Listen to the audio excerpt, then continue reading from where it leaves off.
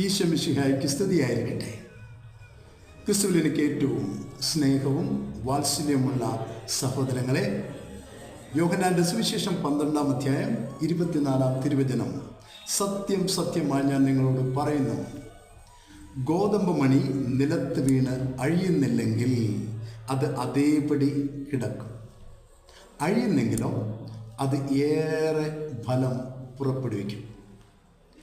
അഴിയപ്പെടുക ബൈബിളിൽ പ്രധാനപ്പെട്ടൊരു കാര്യമാണ്. സ്വയം പരിത്യാഗമെന്നർത്ഥം, പൂർണ്ണമായ സമർപ്പണമെന്നർത്ഥം, ദൈവത്തിൻ്റെ തിരു മനസ്സിനോട് ഒന്ന് താണു കൊടുക്കുക എന്നാണ് എൻ്റെ അർത്ഥം. അപ്പോൾ നീ ഒരു വളക്കൂറുള്ള മണ്ണായി മാറും.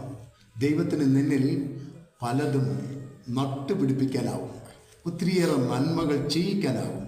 ഓർക്കണമേ, ഏതെങ്കിലും ആത്മപരിത്യാഗത്തിൻ്റെയോ സ്വയം സമർപ്പണത്തിൻ്റെയോ ഒരവസരം നിൻ്റെ ജീവിതത്തിൽ വന്നാൽ ദൈവത്തിന് നന്ദി പറഞ്ഞുകൊണ്ട് സ്വീകരിക്കുക.